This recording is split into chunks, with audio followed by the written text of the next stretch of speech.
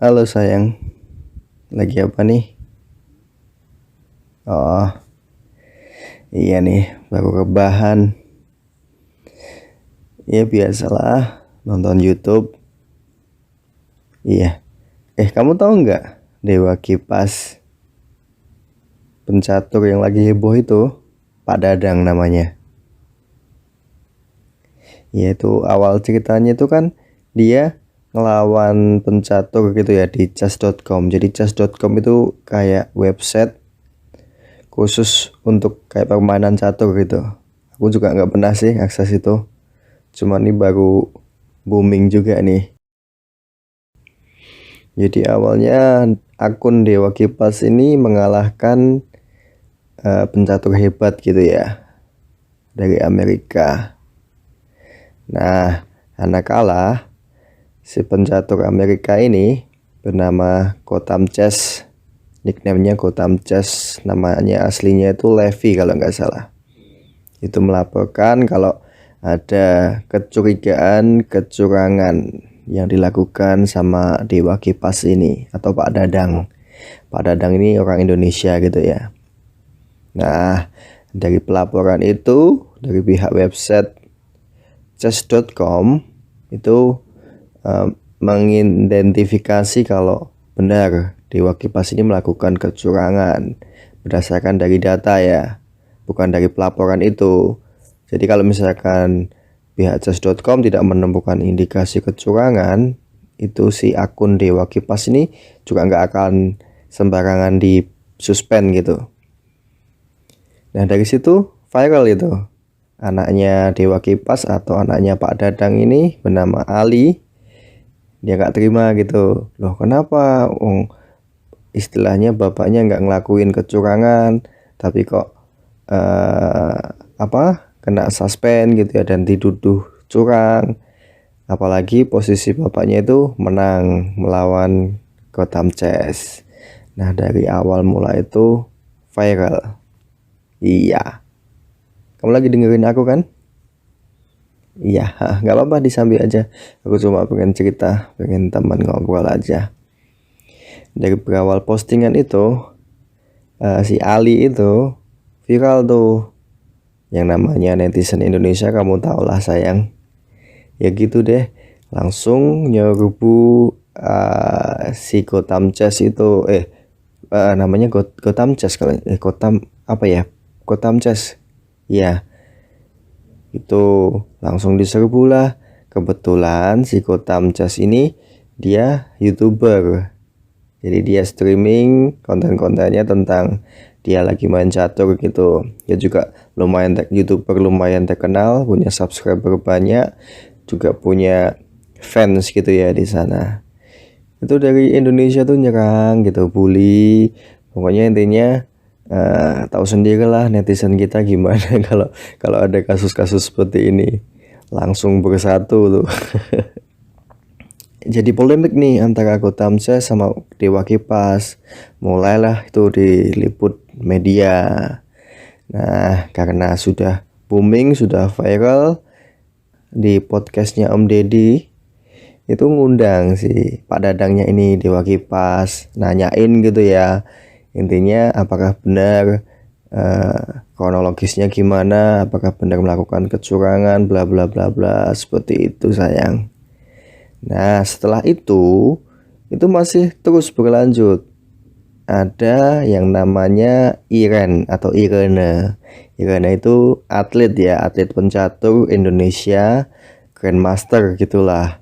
Dia buka ngirim surat terbuka sama Om Deddy tuh. Sama Om Deddy dibaca, ditanggepin karena memang surat terbukanya itu positif ya, maksudnya bukan menjelek-jelekan tetapi ingin open minded lah, ingin membuka sudut pandang pemikiran yang baru gitu. Diundanglah tuh sama Om Deddy Grandmaster ini diundang ya dari podcast yang terbaru itu. Grandmaster Iren itu ya gimana ya, dia mencoba menunjukkan kebenaran kalau Pak Dadang ini curang berdasarkan analisa dari data statistiknya seperti itu. Nah, karena dari hasil podcast itu si Irene itu bilang gini, jadi kayak merasa kalau Dewa Kipas, kasusnya Dewa Kipas itu merugikan pencatur Indonesia sayang.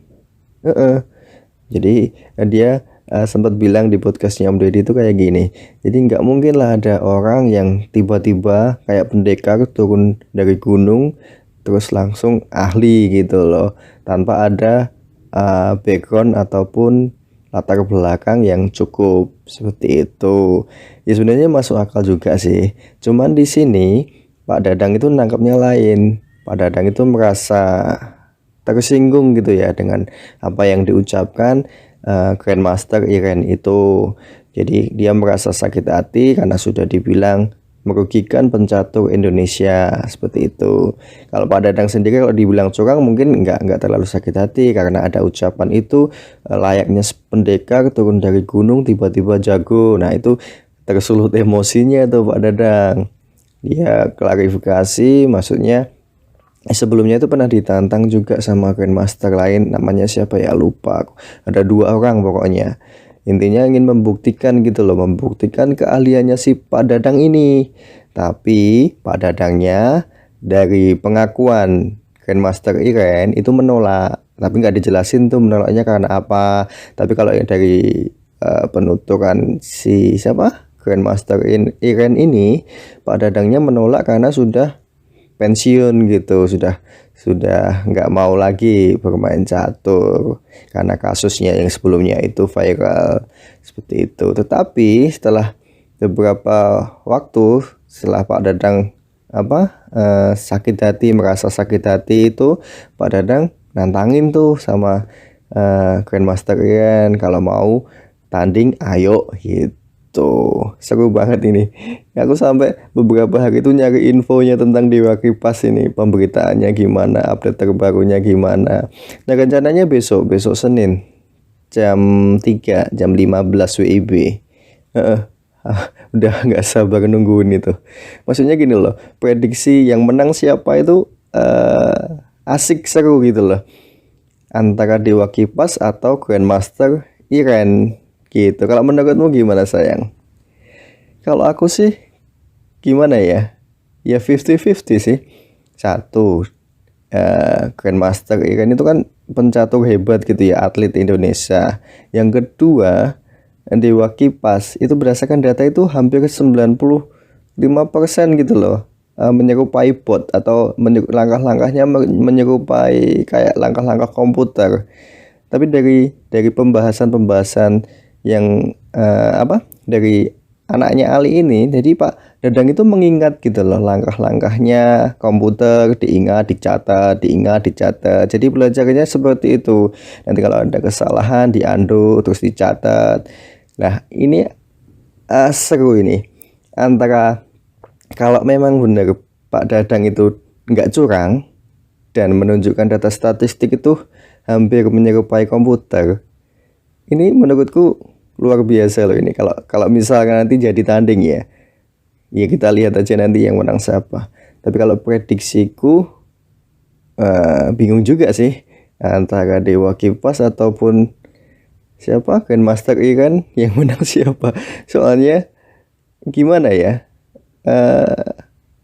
jadi sama-sama hebat gitu loh, asalkan beneran nggak curang loh ya. Tapi kalau misalkan Pak Dadangnya melakukan kecurangan ya mungkin cerita lain. Cuman kita kan baru berpikir positif ya, bisa jadi juga Pak Dadangnya nggak curang.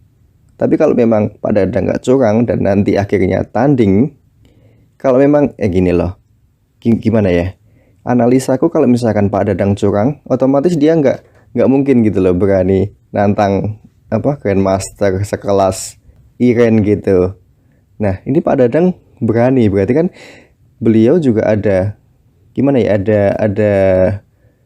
ada rasa percaya diri gitu loh untuk bisa mengalahkan Grandmaster sekelas Iren ini gitu. Nah ini lagi heboh juga ini, mau nunggu siapa yang menang siapa yang kalah. Tapi kalau misalkan Pak Dadangnya menang, itu juga gimana ya, apa enggak apa Irennya ini loh, Grandmaster ini juga gimana ya, juga kasihan juga gitu loh kalau sampai kalah. Tapi kalau misalkan Grandmasternya yang menang, itu juga kasihan juga Pak Dadangnya, pasti nanti dibully habis-habisan gitu loh sama netizen. Kalau kamu gimana sayang, menurutmu gimana? Iya sih, tapi kalau dari penuturan Om Deddy-nya sih bagus, maksudnya kedua belah pihak ini siapa yang menang siapa yang kalah, otomatis citra catur di Indonesia itu bakalan keangkat juga sih. Gak peduli siapa yang menang siapa yang kalah, tapi kalau pemikiranku sebagai orang awam ya, sebagai penikmat sebagai netizen lah katakanlah gitu, itu nanti akan sama-sama gak bagus sih menurutku. Satu, kalau misalkan Pak Dadangnya yang menang, otomatis Grandmaster ikannya juga akan punya gimana ya, rasa yang gak enak juga, karena awalnya sudah menuduh, tetapi tuduhannya itu beralasan, berdasarkan dengan data statistik ya, jadi berdasarkan fakta, nggak asal nuduh seperti itu. Tapi kalau misalkan beliau sampai dikalahkan sama Dewa Kipas, itu otomatis nanti kan juga adalah ya rasa malu sebagai Grandmaster gitu loh, dikalahkan oleh orang yang biasa, orang biasa-biasa saja yang tidak punya background seperti itu. Tapi kalau nanti misalkan si Dewa Kipasnya ini yang kalah, otomatis itu nanti juga malunya luar biasa itu. Pasti bakalan dituduh, wah curang nih, wah bener ini kita kebukti kalau Dewa Kipas selama ini curang pakai bot. Nah gitu loh yang ditakutin. Cuman kalau misalkan Dewa Kipasnya menang, otomatis bakalan booming itu satu dunia. Karena orang biasa yang dituduh curang ternyata memang punya keahlian yang sangat luar biasa. Gitu sih sayang menurutku. Ya nanti lihat aja lah, nanti siang Senin jam 15. Iya, iya wes. Gitu aja ya sayang ya. Cuma mau cerita itu. Oke sayang. Ya. Mau tidur sayang. Love you.